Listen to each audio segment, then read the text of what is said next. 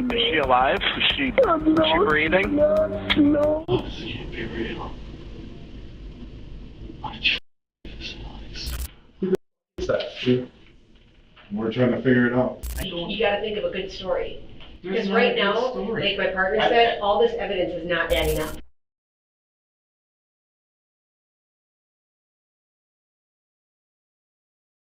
Matthew realizes, too late, that detectives already know this wasn't an accident.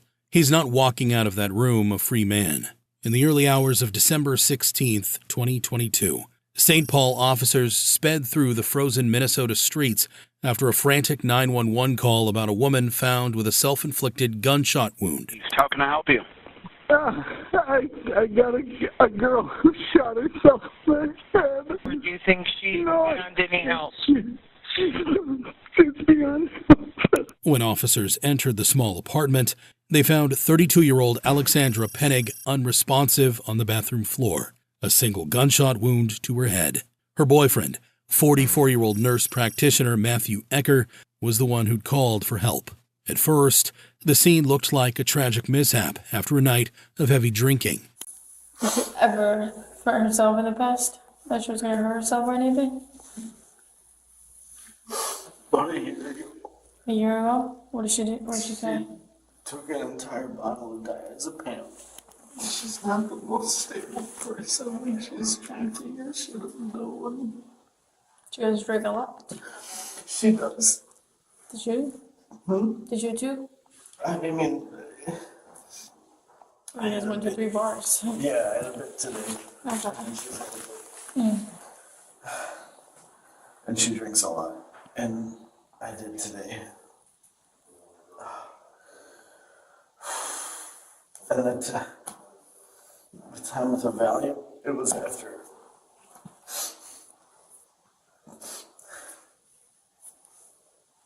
It was after a night of drinking for her. So I know that she's been sad. Alex's family later revealed that she'd battled substance issues for quite some time and had struggled badly just the year before. When investigators searched her apartment, they found 6 bottles of pills scattered around and several open and empty bottles of alcohol on the kitchen counter. The autopsy would confirm this. Alex's blood alcohol level was .22, more than twice what's legal to drive in Minnesota, and her system contained a mix of 6 different prescription drugs. At first glance, it looked like a night of heavy drinking and medication gone wrong, a heartbreaking accident after an emotional night. But when Matthew was brought to the station to give his statement, the story began to shift in ways no one expected. At first, detectives treated Matthew as a shaken boyfriend who'd just lost someone close. But that calm sympathy wouldn't last. Thanks so much for coming down here to talk with us. Just because of the situation and everything that is going on, I know you came down here voluntarily. I really appreciate it. I'm gonna read you your Miranda rights, just kind of go through that. So we'll go through that and then we'll talk about what happened, okay? People who are just witnesses don't get read their Miranda rights. That only happens when someone is officially being held and isn't allowed to leave, a rule that came from the Miranda versus Arizona case. What Matthew didn't realize was that the detectives were already suspicious and watching his every move. Can you just start from the beginning, tell me what happened tonight? So, we start from the beginning. Yeah. I was on my way to Roseville this morning to work in the ER up there. Roseville? Roseville, okay. I got a phone call from Alexandra, at about 9:30. Morning? Yep. Yesterday morning? Yeah, yesterday Okay, morning. okay. Yep. She had a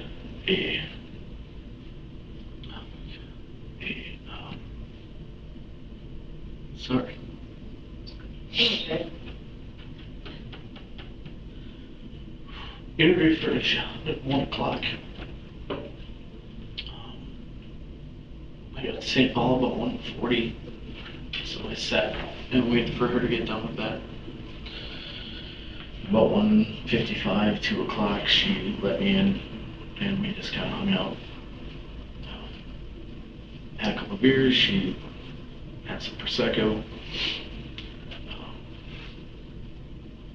About 7 o'clock, 7:15 maybe that evening, we just talked. We had, whatever, just talked.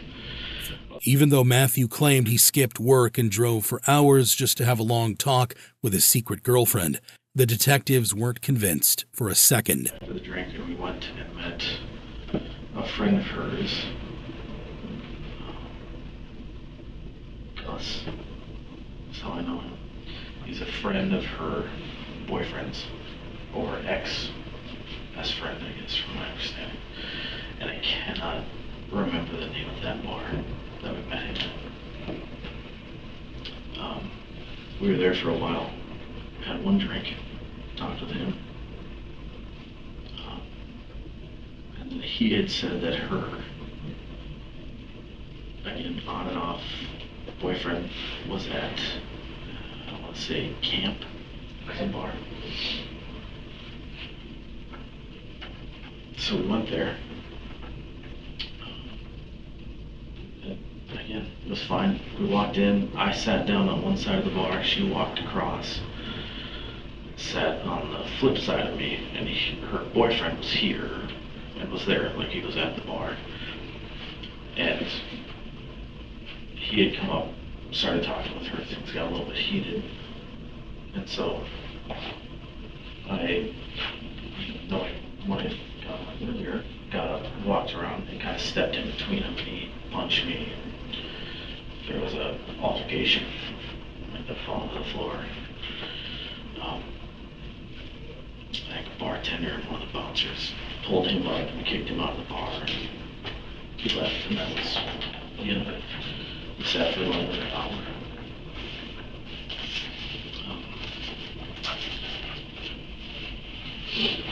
Had a drink, and then walked home to her place. Surveillance footage seemed to back up Matthew's story, showing him at Camp's bar that night. Still, it raised more questions than answers. Definitely a strange way to spend an evening. Back at police headquarters, Matthew continued his story just as he had before. After all of this had happened, we went back to her apartment, roughly 2 o'clock, 1:30, 2 o'clock. She went into my backpack, pulled up the gun, and cocked it, and held it to her head, and started backing up towards the bathroom. And I asked her what she was doing. She said, "Don't come closer, just, if you come any closer, I'm gonna pull the trigger." And I was like, okay. And I don't know where this came from. It wasn't, I know there had been some issues with her boyfriend prior to this, but she seemed fine. You know, we were laughing on the way home. Everything was fine. And then I kind of, as she backed up towards her bathroom, I kind of followed her. And she then went in and shut the door and locked it. And I asked her what she was doing, and I heard the pop. So, you know, I tried to get in. And my recollection here is that the door was locked. And I laid a shoulder into it after I heard the pop, opened the door, and she was just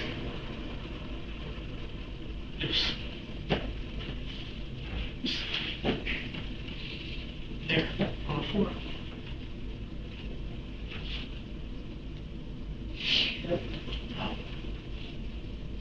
And honestly, it's ridiculous. I had medical training. I know what to do, but in that instance, I didn't know what to do. There's just a hole in her head, spewing out. I didn't know what to do. I tried to hold it. I moved the gun, and then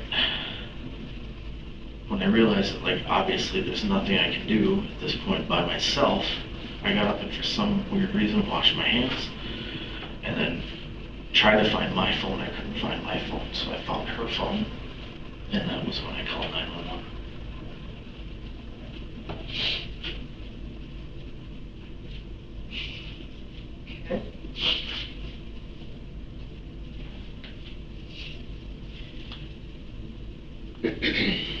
Matthew, what were you wearing tonight?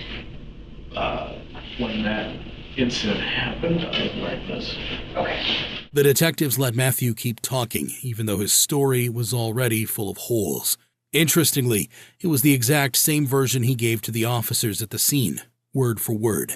I tried what I could. So, and I know that, I just have to, because I have Yeah, a 'cause medical examiner. I get it. Like, I tried to do what I could. Okay. And then I washed my hands. And Then you wash your hands, Correct. That's why I don't have anything. and then you call the police? That detail would come back to haunt Matthew later, but not in the way he expected. The detectives could tell there was more beneath the surface, and they started digging for the truth. You guys weren't arguing or anything? There's no fight with you two? Not between us. You guys didn't get in a fight at the bar or anything, besides the ex? I mean, her ex hit me, Yeah. and she was pissed at him about that. No, things were great. We walked back from the bar. Things were great. We were laughing. She was happy. This was so out of the blue. I had no idea what she was thinking. Things were fine. It was a good night. The camera outside Camp's bar told a completely different story. They were clearly drunk, stumbling and swaying, but you could still feel the tension between them. At one point, Alex stopped, turned toward Matthew, and confronted him before walking off. As they approached the bar, he reached for her arm, and she quickly pulled away, looking irritated. No one could say for sure what happened that night, but one thing was clear. Alex didn't look happy. A few hours later, surveillance cameras showed the two of them entering Alex's apartment building together. As Alex walks out of frame, Matthew gives a small shrug, a gesture that quietly hints something isn't right. Still, for the moment, detectives choose to take his story at face value and let the questioning continue. Let's just rewind a little bit. Yeah. Tell me about your guys' relationship, you and Alex. It's been ongoing for about 2 years. I'm married, obviously, not to her. She was a nurse at the clinic that I worked at. Where was that at? Fergus, the walking clinic. In Fergus Falls? Okay. I got to know her there. And we had kind of a physical relationship to start with, and then things kind of escalated. She moved to Arizona, and we kept in touch, and I would come visit her. Okay. Visit her a couple times. And then in end of July, beginning of August of this year, she decided that she wanted to move back to Minnesota. So I flew down there, rented a truck, and drove her back.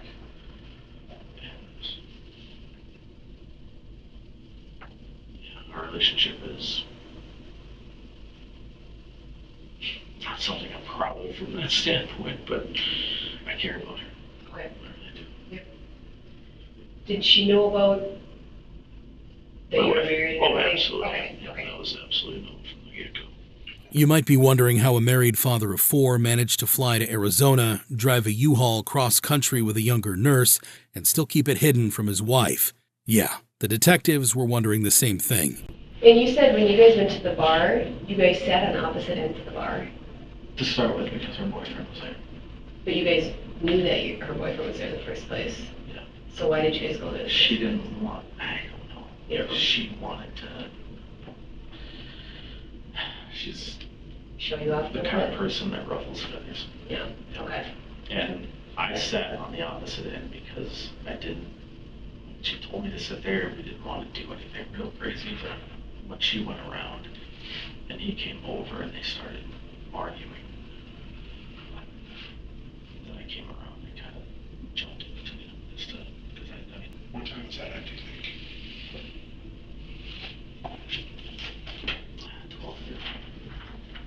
So at some point, were you gonna go sit next to her at the bar? I guess I'm kind of confused. Yeah. I mean, Okay. initially, the second they started, I would have absolutely Okay. gone up there at some point, but the second they started talking and he was getting upset with her, then I went over and stood in between them. Yeah. That's when at least from what I understand, talking to people, he hit me because I don't really remember much of it. I just kind of woke up on the floor. And then you guys just walked home? Up to this point, Things between Matthew and the detectives had stayed surprisingly calm and polite, but that calm wouldn't last, because the detectives were about to turn up the pressure, one question at a time. So, Matthew, let me just ask you this, and I'm not judging by any means, but did she ever want to tell your wife? Like, did you guys fight about that ever? Do you have how many kids? 4 kids. What are the ages now? 15, 12, 9, 5. Wow. Okay, that's well. Yeah. Yeah, no, I mean,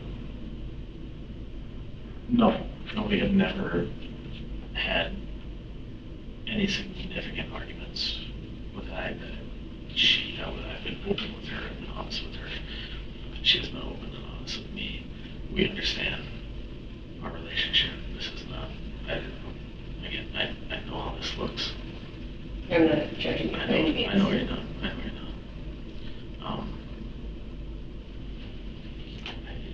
They're just, I loved her, she loved me.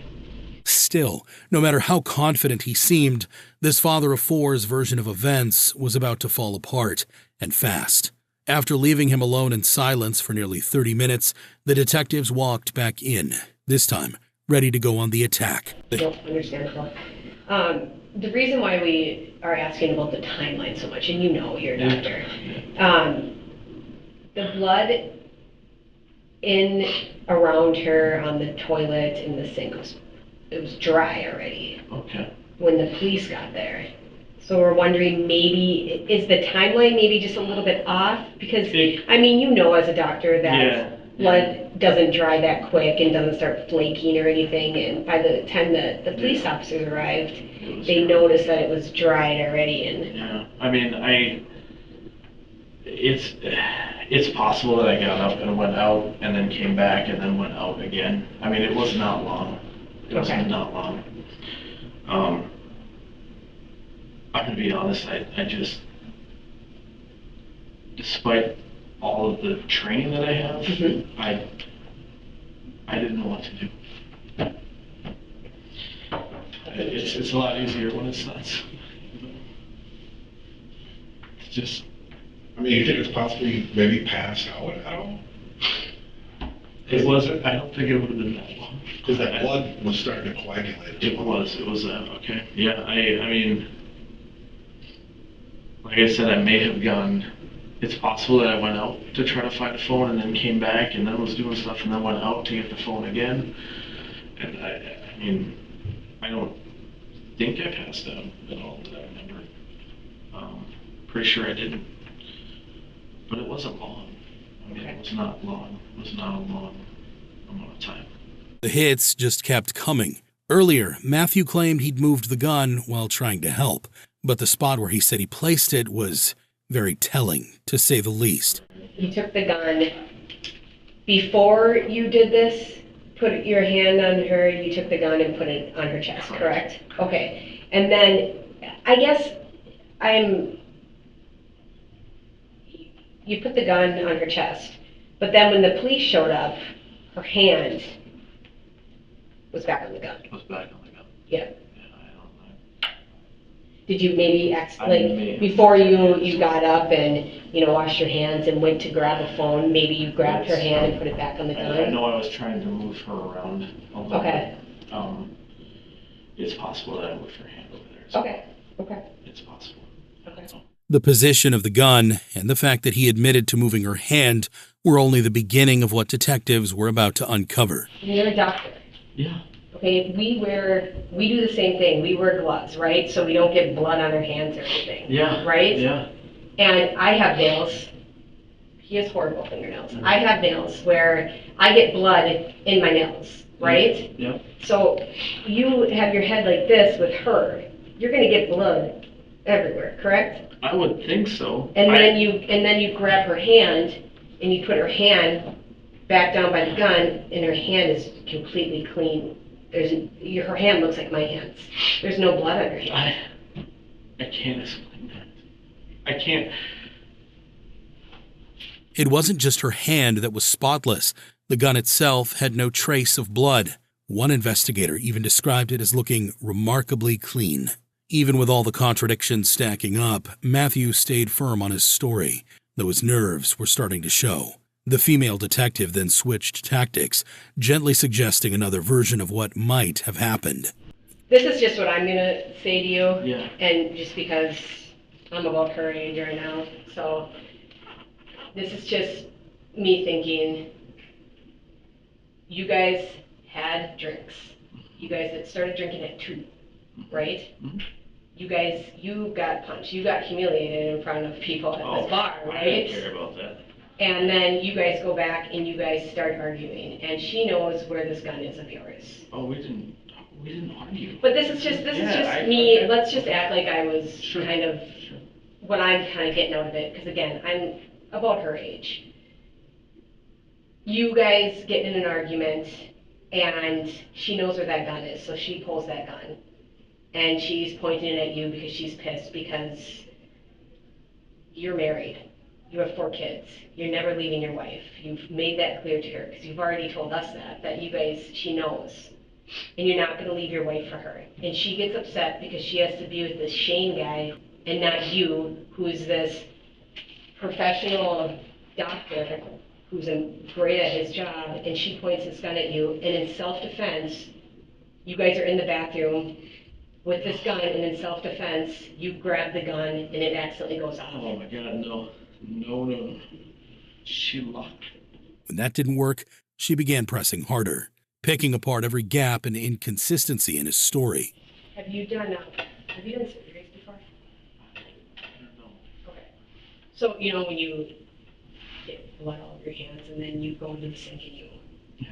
or the handle to the sink, right? There should be blood on that There should be handle. blood, yeah. There's There's no blood in the handle of the sink. and there's nothing in the I don't sink, know. and the sink I is, just- the sink, I rinsed my hand.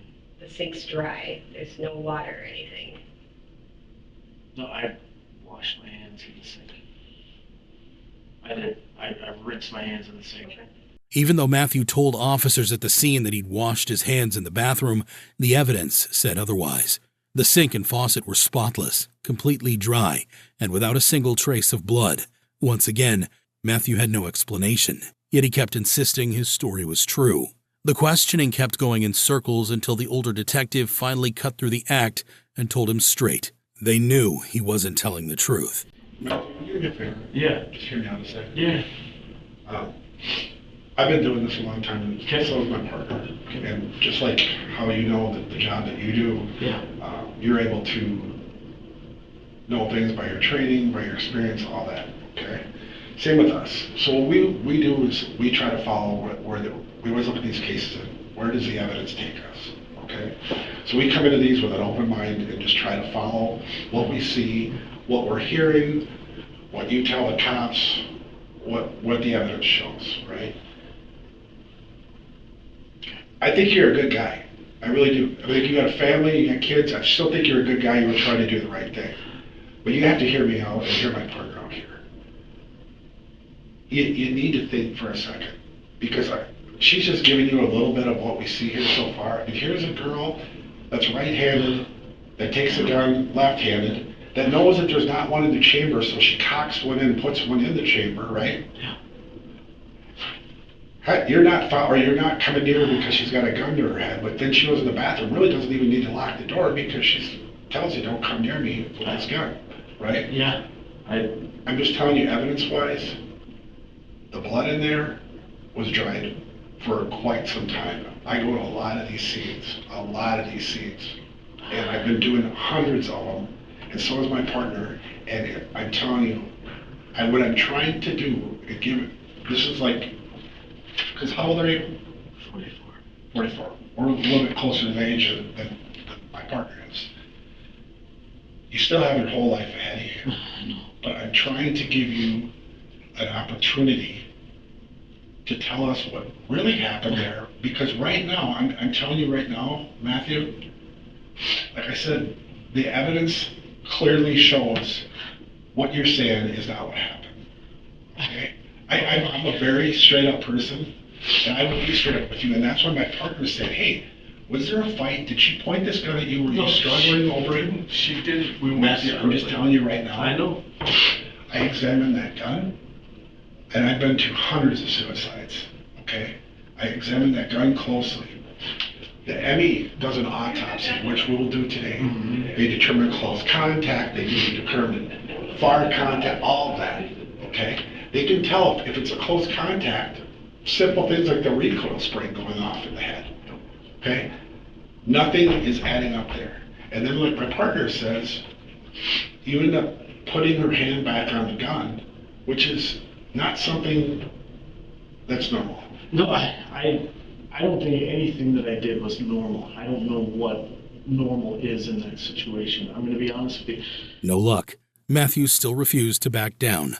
Frustrated, the detectives stepped out, likely waiting for new forensic updates or simply giving him the time to stew in silence.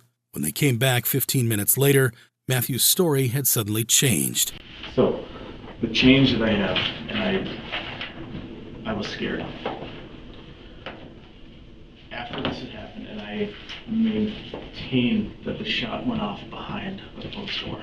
I was not in the bathroom when that went off. I will maintain that until the day I die.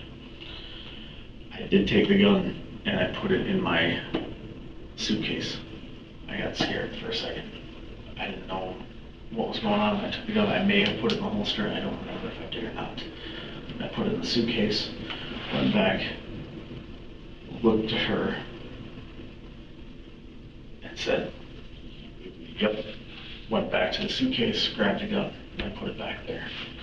I don't know what my plan was there. I don't know what I was thinking. I got scared for a second, but that is what I did. Did you clean the gun off? I did not clean the gun off. So there's going to be blood inside the holster and blood inside the suitcase? There should be. If there was blood on the gun, there should be. That's all. I didn't clean the gun off. Investigators didn't find any blood on the holster because it wasn't in Matthew's suitcase or backpack like he'd claimed. Instead, it was sitting on the kitchen counter, clean as can be. There was no blood on the clothes in his suitcase either. That left two options. Either Matthew cleaned the gun before packing it away, or he was lying yet again to throw the detectives off. Either way, his final version of the story didn't change a thing. Before the interview ended, Matthew made one last attempt to defend himself, insisting he'd done nothing wrong and that the door would somehow prove his innocence. Okay, But I heard the gun go off, and that's when I opened the door. Was that door locked? Is there damage to the jamb? Is there anything? I laid a shoulder into the door to open it. to be honest, Matthew, the one thing that I'm not really concerned about the door. Ironically, it was that very door that ended up sealing his fate. After the interrogation, investigators carefully moved Alex's body and discovered a broken piece of the door's lock beneath her, likely snapped off when Matthew forced his way inside. That single detail revealed the door had been broken open before she was shot. But at that moment, detectives hadn't told Matthew what they'd found. They still gave him one last chance to come clean. And you're going to stick to that same story that that door was closed, even though you're looking at your 4 kids, you're looking at your wife, and you're telling me when you're looking at these 4 adorable kids and this wife, you're still saying that you love Alex. Well then, Of course I do. and I don't know what else to. I don't know what else. But with the story you're going, look at your family. You're looking at life in prison compared to give us what happened. Could easily explain something that happened to maybe, who knows, no time, based on what the story you tell us. I don't know. But the story you're giving us right now, I'm telling you right now, dude, I don't have a story. Okay. Well, remember, you told us you didn't have a story, and then you knocked on the door and we came back and you told us about the gun. That was a change. That was the only change. That's the only thing that I did. I was scared, and that was stupid, and I get it. That was dumb. Why wouldn't you have told us that right away, though? I don't know. I was scared. I'm scared now. Even after you figured it out, after you realized I better put the gun back, do you think that would have been something you wanted to tell the homicide investigators right away? I'm sorry. A jury eventually found Matthew Ecker guilty of second-degree murder, sentencing him to 30 years in prison. His legal team quickly filed an appeal, but on April 21st, 2025, the conviction was upheld. Even now, Matthew insists that the door was shut when the gun went off and that Alex was the one who pulled the trigger.